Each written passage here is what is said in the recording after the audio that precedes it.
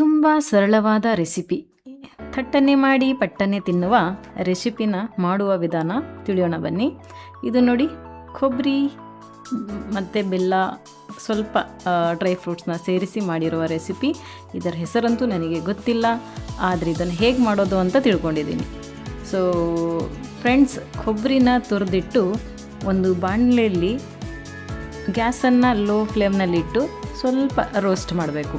ಸ್ವಲ್ಪ ಹಾಕಿ ರೋಸ್ಟ್ ಮಾಡಿಬಿಟ್ಟು ಸೈಡಿಗೆ ಹಾಕ್ಕೋಬೇಕಿದನ್ನು. ಸೊ ನೋಡಿ, ನಾನಿಲ್ಲಿ ಅದನ್ನು ನಿಧಾನವಾಗಿ ಸ್ವಲ್ಪನೇ ತಗೊಂಡು ರೋಸ್ಟ್ ಮಾಡ್ತಾಯಿದ್ದೀನಿ.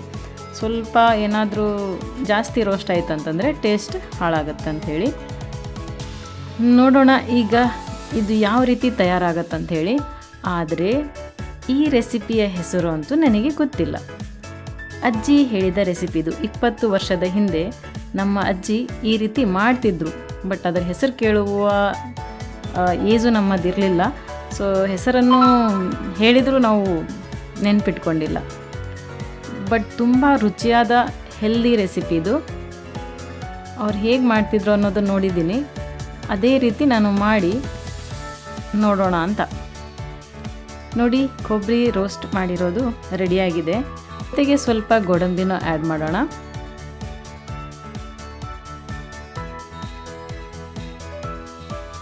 ಗೋಡಂಬಿನ ಲೈಟಾಗಿ ರೋಸ್ಟ್ ಮಾಡಬೇಕು. ಎಲ್ಲವನ್ನ ಲೋ ಫ್ಲೇಮ್ನಲ್ಲೇ ಇಟ್ಟು ನಾವು ರೋಸ್ಟ್ ಮಾಡಬೇಕಾಗುತ್ತೆ. ಯಾಕಂದರೆ ಹೈ ಫ್ಲೇಮ್ನಲ್ಲಿ ಇಟ್ಟು ಅದು ಸ್ವಲ್ಪ ಏನಾದರೂ ಜಾಸ್ತಿ ರೋಸ್ಟ್ ಆದರೆ ಟೇಸ್ಟ್ ಹಾಳಾಗುತ್ತೆ ಅಂಥೇಳಿ. ಇದಕ್ಕೆ ಸ್ವಲ್ಪ ಬಾದಾಮನ್ನ ಹಾಕಿ ರೋಸ್ಟ್ ಮಾಡೋಣ. ಬಾದಾಮ್ ಡೈಜೆಷನ್ ಆಗೋದು ತುಂಬ ಲೇಟು, ಹಾಗಾಗಿ ನಾನು ಅದನ್ನು ಸ್ವಲ್ಪ ಆ್ಯಡ್ ಮಾಡ್ತಾಯಿದ್ದೀನಿ. ಆದರೆ ಹೆಲ್ತಿಗೆ ತುಂಬ ಒಳ್ಳೆಯದದು. ಸೊ ಬಾದಾಮ್ ಬಗ್ಗೆ ನಾವಂತೂ ಹೇಳೋದು ಬೇಕಾಗಿಲ್ಲ, ಎಲ್ಲರಿಗೂ ಗೊತ್ತಿರುತ್ತೆ ಬಾದಾಮ್ ಎಷ್ಟು ಹೆಲ್ದಿ ಅಂಥೇಳಿ. ಜೊತೆಗೆ ಗಸಗಸೆ ದೇಹಕ್ಕೆ ತುಂಬ ತಂಪಾದದು. ಬಿಸಿಲು ಕಾಲದಲ್ಲಿ ಗಸಗಸೆನ ಜಾಸ್ತಿ ಬಳಸೋದ್ರಿಂದ ದೇಹಕ್ಕೆ ತಂಪು, ಹೀಟ್ನ ಕಂಟ್ರೋಲ್ ಮಾಡುತ್ತೆ. ಸೊ ಡೈರೆಕ್ಟ್ ನಾನು ಗಸಗಸೆನ ಕೊಬ್ಬರಿಯಲ್ಲೇ ಆ್ಯಡ್ ಮಾಡಿದ್ದೀನಿ. ನೋಡಿ ಎಷ್ಟು ಚೆನ್ನಾಗಿದೆ. ಈಗ ನಾವು ಗೋಡಂಬಿನ ಸ್ವಲ್ಪ ಲೈಟಾಗಿ ಕುಟ್ಟಣಿಕೆಯಲ್ಲಿ ಗರಿಯಾಗಿ ಕುಟ್ಟಿ ಇಟ್ಕೋಬೇಕಾಗತ್ತೆ. ಈಗ ಮಿಕ್ಸಿನಲ್ಲಿ ಹಾಕಿವಂತಂದು ಏನಾಗುತ್ತೆ, ಜಾಸ್ತಿ ಪುಡಿ ಆಗ್ಬೋದು ಅಥವಾ ಮೀಡಿಯಮ್ ಬರುತ್ತೆ. ಬಟ್ ನಮಗೆ ಒಂದು ಸಣ್ಣ ತಿನ್ನುವಾಗ ಒಂದು ಸಣ್ಣ ಅಗಳುಗಳು ಬಾಯಲ್ಲಿ ಸಿಗ್ತಾ ಇರಬೇಕು. ಹಾಗಾಗಿ ನಾವು ಇದನ್ನು ಕುಟ್ಟಣಿಕೆಯಲ್ಲೇ ಅಜ್ಜಿ ಕುಟ್ತಿದ್ರು. ಸೊ ನಾನು ಅದನ್ನೇ ಕಂಟಿನ್ಯೂ ಮಾಡ್ತಾಯಿದ್ದೀನಿ. ನೋಡಿ, ಈ ಥರ ಇರಬೇಕು. ಇದರಲ್ಲಿ ಸ್ವಲ್ಪ ದಪ್ಪ ಅಗಳೇನಾದರೂ ಇತ್ತಂತಂದರೆ ನಾವೇನು ಮಾಡಬೇಕು, ಸ್ವಲ್ಪ ನೋಡಿ ತೆಗೆದು ಇನ್ನೊಂದು ಸಲ ಅದನ್ನು ಪುಡಿ ಮಾಡ್ಕೋಬೇಕಾಗತ್ತೆ ಅಷ್ಟೆ. ಜೊತೆಗೆ ಬೆಲ್ಲ. ಇದರಲ್ಲಿ ಮೇನ್ ಕೆಲಸ ಮಾಡೋದು ಬೆಲ್ಲ ದೇಹಕ್ಕಂತೂ ತುಂಬ ಒಳ್ಳೆಯದು. ಸಕ್ಕರೆನ ಆ್ಯಡ್ ಮಾಡಬೇಡಿ, ಸಕ್ಕರೆನ ತುಂಬಷ್ಟು ಅವಾಯ್ಡ್ ಮಾಡಿ. ಸಕ್ಕರೆ ದೇಹಕ್ಕೆ ಒಳ್ಳೆಯದಲ್ಲ. ಸೊ ಬೆಲ್ಲನ ಆ್ಯಡ್ ಮಾಡಿ. ಬೆಲ್ಲನ ನಾವು ಈ ರೀತಿ ತುರಿದಿಟ್ಕೋಬೇಕಾಗತ್ತೆ. ಅದನ್ನು ಪುಡಿ ಮಾಡೋದ್ರಿಂದ ಏನಾಗುತ್ತೆ ಅಂತಂದರೆ ಸ್ವಲ್ಪ ಅಗಳಗಳು ಅದೇ ದಪ್ಪ ಸಿಗಬಹುದು, ಚೆನ್ನಾಗಿ ಮಿಕ್ಸ್ ಆಗಲ್ಲ, ತಿನ್ನೋಕಾರೆ ಚೆನ್ನಾಗಿರಲ್ಲ. ಸೊ ಎಲ್ಲ ಇಂಗ್ರೀಡಿಯೆಂಟ್ ರೆಡಿಯಾಗಿದೆ. ಅದರಲ್ಲಿ ಒಂದನ್ನು ನಾನು ನಿಮಗೆ ತೋರಿಸಿಲ್ಲ, ಅದು ಏನಂತ ಕೊನೆಯಲ್ಲಿ ನೋಡಿ. ಆ ಐಟಮ್ ಯಾವ್ದು ಹಾಕಿದ್ದೇನೆ ಅಂಥೇಳಿ, ಅದು ಅದರಿಂದ ಏನು ಬೆನಿಫಿಟ್ ಸಿಗ್ಬೋದು ಅಂಥೇಳಿ. ಈಗ ನಾನು ಗ್ಯಾಸ್ ಮೇಲೆ ಬಾಣಲೆನ ಇಟ್ಟು ಆ ಪಾತ್ರೆಯಲ್ಲಿ ನಾನು ಮಾಡಿರುವಂಥ ತುಪ್ಪವನ್ನು ಹಾಕ್ತಾಯಿದ್ದೀನಿ.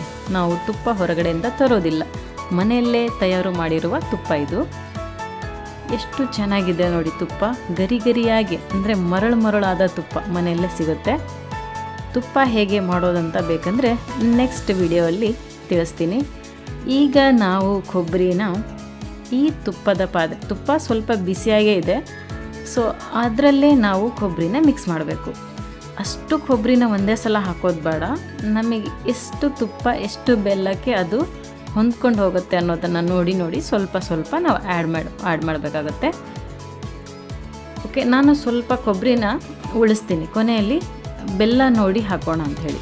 ತುಂಬ ಸಿಹಿ ಆದರೆ ಕೊಬ್ಬರಿನ ಆ್ಯಡ್ ಮಾಡಬೇಕು, ಇಲ್ಲ ಅಂತಂದರೆ ಅಲ್ಲಿಗೆ ಸ್ಟಾಪ್ ಮಾಡ್ಬೋದು.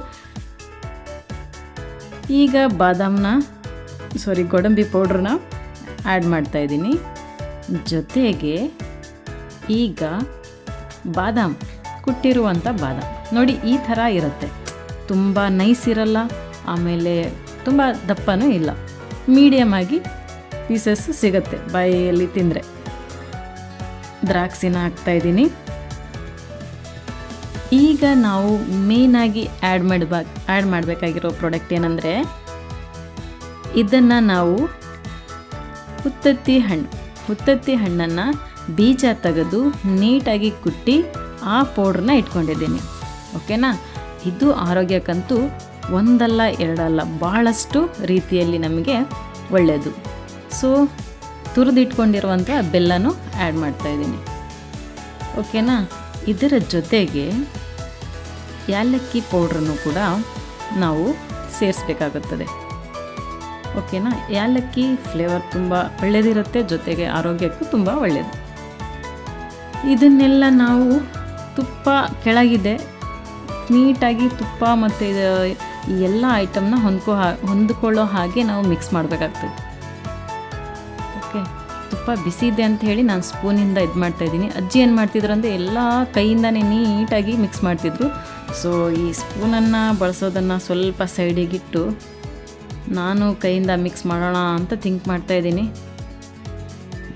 ನೋಡಿ, ಕೈಯಿಂದ ಮಿಕ್ಸ್ ಮಾಡಿದರೆ ಎಷ್ಟು ನೀಟಾಗಿ ಎಲ್ಲವೂ ಸರಿ ಹೋಗುತ್ತೆ. ಸೊ ಬೆಲ್ಲ ಜಾಸ್ತಿ ಆಯ್ತು ಅಂತ ಹೇಳಿ ನಾನೇನು ಮಾಡಿದೆ, ಈ ಇಟ್ಟಿರೋ ಸೈಡಲ್ಲಿ ಕೊಬ್ಬರಿನ ಮಿಕ್ಸ್ ಮಾಡೋಣ. ಓಕೆ,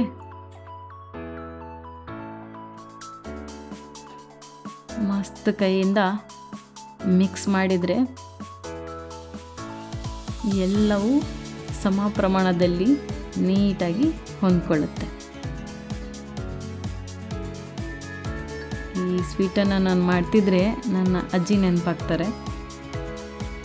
ನಮಗೆಲ್ಲ ಸಣ್ಣವರಿದ್ದಾಗ ಇದನ್ನು ಮಾಡಿಬಿಟ್ಟು ಸ್ವಲ್ಪ ಸ್ವಲ್ಪ ಬಟ್ಲಲ್ಲಿ ಹಾಕಿ ತಿನ್ನಿರಿ ಅಂತ ಕೊಡ್ತಿದ್ರು. ಏನು ಸಖತ್ ರುಚಿ ಇರ್ತಿತ್ತು. ಆ ಟೇಸ್ಟೇ ಬೇರೆ. ನೋಡೋಣ, ನಾನು ಮಾಡ್ತಾಯಿದ್ದೀನಿ, ಆ ರುಚಿ ಬರುತ್ತಾ ಅಂಥೇಳಿ.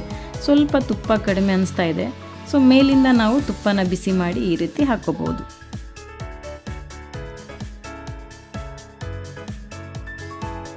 ಇದಕ್ಕೆ ಯಾವುದೇ ರೀತಿ ತುಂಬ ಸಮಯ ಬೇಕಾಗಿಲ್ಲ, ಏನಿಲ್ಲ.